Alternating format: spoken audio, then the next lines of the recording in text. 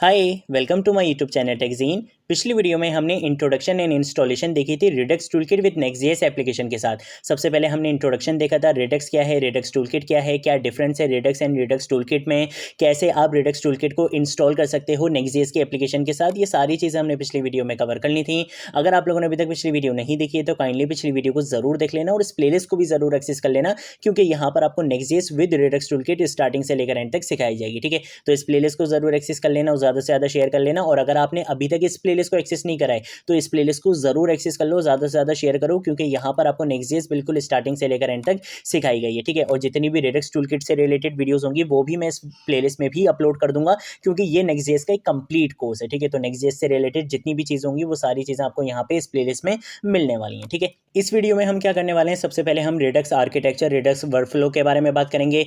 Then उसके बाद हम फाइल एंड फोल्डर स्ट्रक्चर को समझेंगे कि जब भी हम रिडक्स टूलकिट से रिलेटेड काम करेंगे नेक्स्ट.जेएस में तो क्या हमारा फाइल एंड फोल्डर स्ट्रक्चर होने वाला है, सारी बेस्ट प्रैक्टिसेस और इसके साथ साथ कुछ इंपॉर्टेंट टर्मिनोलॉजीज, कुछ इंपॉर्टेंट कॉन्सेप्ट्स भी हम इस वीडियो में डिस्कस करने वाले हैं। ठीक है, तो ये बहुत इंपॉर्टेंट वीडियो है, इस वीडियो को स्टार्टिंग से लेकर एंड तक जरूर देखना। ठीक है, सबसे पहले हम आ जाते हैं इस इमेज पे। यहाँ पर आपको रिडक्स का वर्कफ्लो, रिडक्स का आर्किटेक्चर बहुत अच्छे से समझ में आ जाएगा। ठीक है, सबसे पहले हम बात कर लेते हैं व्यू की। व्यू का मतलब क्या है, जिस तरह से आपकी नेक्स्ट.जेएस की एप्लीकेशन का यूआई होता है, जो आपका फ्रंट एंड होता है, उसकी बात कर रहे हैं यहाँ पे व्यू। डिस्पैच का मतलब होता है सेंड करना। एक्शंस का मतलब होता है कि क्या एक्शन आपने परफॉर्म करना है अपनी स्टेट पे, अपने डेटा पे। ठीक है, देन रिड्यूसर्स का मतलब क्या होता है, रिड्यूसर क्या करता है, करंट स्टेट को और किस टाइप का एक्शन परफॉर्म करना है, किस टाइप की आपने अपडेशन करनी है, वो सारी चीजें लेकर ये किसके पास जाता है, स्टोर के पास जाता है, और यहाँ पे उन डेटा, उस अपडेटेड डेटा को स्टोर करवा देते हैं। अब यहाँ पे अपडेटेड डेटा आ चुका है, अब जिस भी कंपोनेंट को, जिस भी मेरे नेक्स्ट.जेएस के कंपोनेंट को उस डेटा की, उस अपडेटेड डेटा की नीड होगी तो वो कहाँ से एक्सेस करेगा, स्टोर से उसको एक्सेस होके मिलेगा। ठीक है, तो ये आपके पास एक वर्कफ्लो होता है। अब बारी बारी इनको डिस्कस कर लेते हैं कि ये बेसिकली है क्या। व्यू का तो मैंने आपको बता दिया कि व्यू क्या है, आपका नेक्स्ट.जेएस का फ्रंट एंड है। अगर मैं बात करता हूँ एक्शंस की, एक्शंस का मतलब होता है कि कोई चीज ट्रिगर होना, कोई इवेंट लिस्टनर ट्रिगर होना। जैसे फॉर एग्जांपल मैंने अपने नेक्स्ट.जेएस के फ्रंट एंड पे, ठीक है मैं बात कर रहा हूँ व्यू की, मैंने अपने नेक्स्ट.जेएस के फ्रंट एंड पे एक बटन बनाया हुआ है, बल्कि दो बटन बनाए हुए हैं, एक इंक्रीमेंट का और एक डिक्रीमेंट का। ठीक है, अगर मैं इंक्रीमेंट के बटन पे क्लिक करूंगा तो काउंट के नाम से मेरी एक स्टेट है जिसकी वैल्यू क्या हो जाएगी, इंक्रीमेंट हो जाएगी। अगर मैं डिक्रीमेंट के बटन पे क्लिक करूंगा तो काउंट के नाम से जो मेरी स्टेट है वो उसकी वैल्यू क्या हो जाएगी, डिक्रीमेंट हो जाएगी। अब जैसे ही मैं यहाँ पे क्या करूंगा, बटन पे क्लिक करूंगा, फॉर एग्जांपल मैंने इंक्रीमेंट के बटन पे क्या कर दिया, क्लिक कर दिया, यहां से क्या होगा, एक एक्शन डिस्पैच होगा और यहाँ पे एक्शन क्या बताएगा कि भाई क्या एक्शन परफॉर्म किया गया है, यूआई पे इंक्रीमेंट का एक्शन परफॉर्म किया गया है। अब ये एक्शन किसके पास जाएगा, रिड्यूसर वाले भाई के पास जाएगा। ये रिड्यूसर वाले भाई को बोलेगा कि भाई तुमने क्या करना है, इंक्रीमेंट करना है। रिड्यूसर के चेक करेगा कि भाई आपने क्या करना है, काउंट जिसकी वैल्यू अभी क्या है, 0 है, ये क्या करेगा, करंट स्टेट को, और उसके साथ साथ एक्शन क्या परफॉर्म हुआ है, इंक्रीमेंट हुआ है या डिक्रीमेंट हुआ है, इंक्रीमेंट परफॉर्म हुआ है। तो ये क्या करेगा, इन दोनों चीजों को लेगा, उसको अपडेट करेगा डेटा को, और वो अपडेटेड डेटा कहां पे स्टोर करवा देगा, ये रिडक्स के स्टोर में। ठीक है, आप रिडक्स की बात करो या रिडक्स टूलकिट की बात करो, बात एक ही है, स्टोर हमेशा यहाँ पे सेम ही रहता है। ठीक है, स्टोर आपकी रिडक्स टूलकिट का सेंट्रल पार्ट होता है। ठीक है, जितना भी अपडेटेड डेटा होता है, जितनी भी चीजें होती हैं, वो सारी कहां पे आके स्टोर होती हैं, इस स्टोर के अंदर स्टोर होती हैं, और यहां से आपका डेटा कहां पे जाएगा, आपके यूआई पर जाके शो होगा। तो ये कुछ इंपॉर्टेंट टर्मिनोलॉजीज होती हैं जिनके बारे में आपको पता होना चाहिए जब भी आप रिडक्स से रिलेटेड काम करोगे।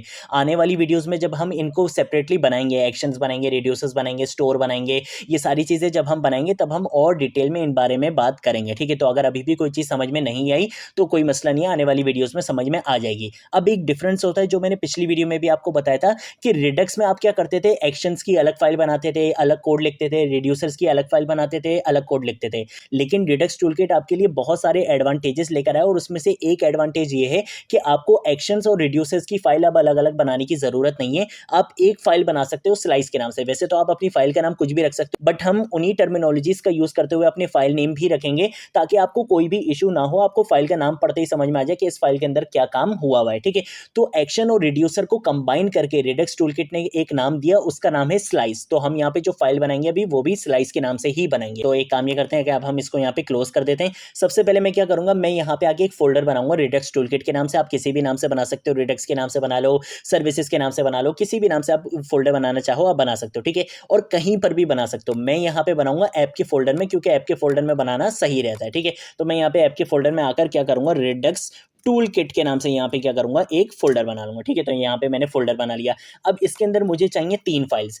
एक फाइल होगी मेरी slice.js के नाम से, जिसके अंदर मेरे एक्शंस और रिड्यूसर्स का कोड होने वाला है। ठीक है, दूसरी फाइल मेरी किस नाम से होगी, प्रोवाइडर, मैं यहाँ पे लिख लेता हूँ provider.js के नाम से। ठीक है, ये प्रोवाइडर क्या होता है इसके बारे में मैं अभी आपको बताऊंगा। इसके साथ साथ हमारे पास तीसरी जो फाइल होगी वो होगी store.js के नाम से, जहाँ पे हमारा डेटा क्या हो रहा होगा, स्टोर हो रहा होगा। ये मेरी रिडक्स एप्लीकेशन का क्या है, सेंट्रल पॉइंट है। ठीक है, तो ये चीज़ याद रखना, जितना भी डेटा मेरे यूआई पर आकर शो होगा वो कहाँ से आ रहा होगा, इस स्टोर से आ रहा होगा। ठीक है, अब सबसे पहले आ जाते हैं स्टोर में, और स्टोर को क्या करते हैं, कन्फिगर कर लेते हैं। ठीक है, सबसे पहले मैं क्या करूंगा, मैं यहाँ पर आकर लिखूंगा कन्फिगर स्टोर। ठीक है, और जैसे ही एंटर प्रेस करूंगा तो देखो कन्फिगर स्टोर मेरे पास यहाँ पे आ चुका है। कहाँ से आ रहा है, रेडक्स जेएस टूल किट से। ठीक है, रेडक्स टूल किट से मैंने क्या करा, कन्फिगर स्टोर को यहाँ से इंपोर्ट करा लिया। ठीक है, अब उसके बाद मैं क्या करूंगा, मैं यहाँ पर आकर लिखूंगा एक्सपोर्ट का कीवर्ड, कॉन्स का कीवर्ड लिखूंगा। यहाँ पे आके आप किसी भी नाम से वेरिएबल बना सकते हो, मैं बनाने वाला हूँ स्टोर के नाम से, क्योंकि ये क्या होने वाला है, मेरा स्टोर होने वाला है। यहाँ पे आके मैं लिखूंगा कन्फिगर स्टोर, जिसको अभी अभी मैंने इंपोर्ट कराया है, इसको मैं यहाँ पे क्या करूंगा, कॉल करूंगा।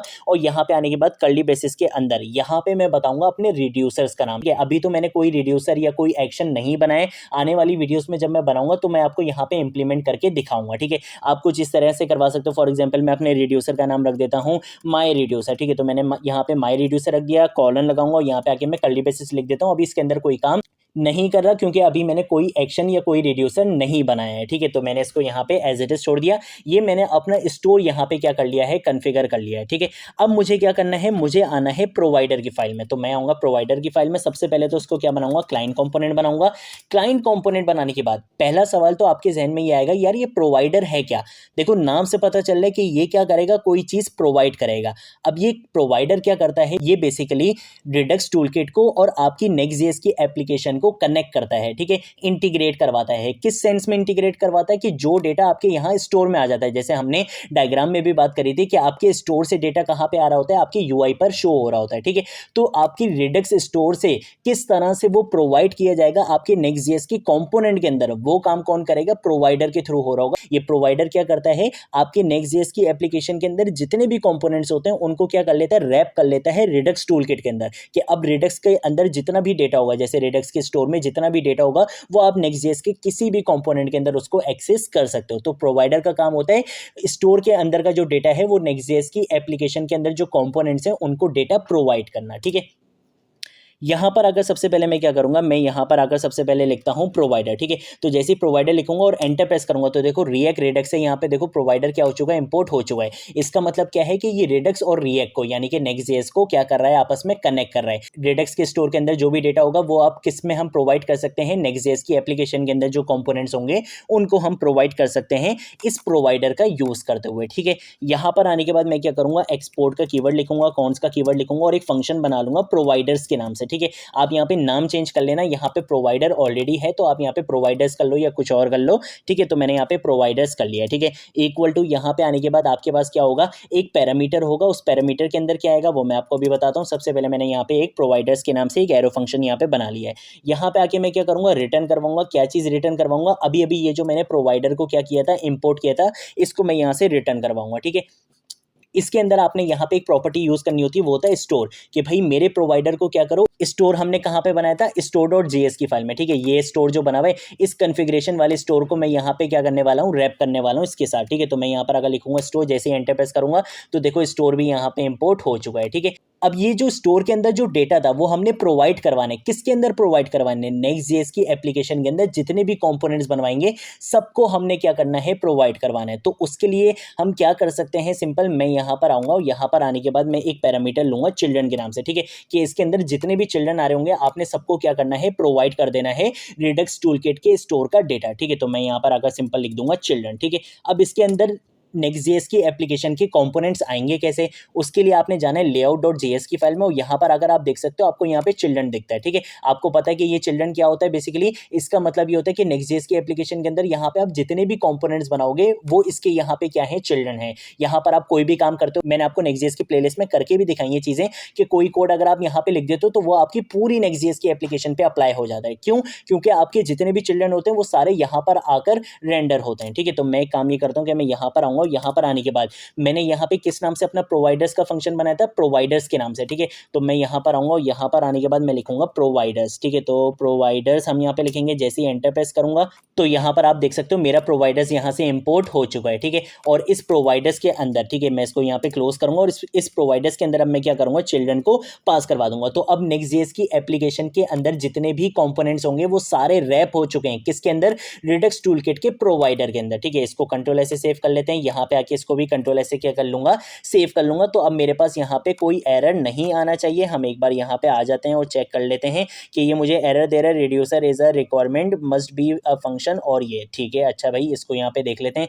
और यहाँ पर आने के बाद मुझे क्या करना है, मुझे इसका नाम माई रिड्यूसर नहीं, मुझे इसका नाम रिड्यूसर ही रखना है, ठीक है। कंट्रोल ऐसे क्या करूँगा, सेव करूँगा। अब अगर हम यहाँ पर आते हैं, यहाँ पर अगर आप देख सकते हो मेरे पास कोई एरर नहीं आ रहा, इसका मतलब है मैंने सक्सेसफुली कॉन्फ़िगरेशन यहाँ पे कर ली है, ठीक है। ये मेरा स्टोर है रिडक्स का, ये मेरा सेंट्रल पॉइंट है। यहाँ पे जितना भी अपडेटेड डेटा होगा वो सारा यहाँ पर आकर सेव हो जाएगा। वो अपडेटेड डेटा लेकर कौन आएगा, रिड्यूसर वाले भाई लेकर आएंगे।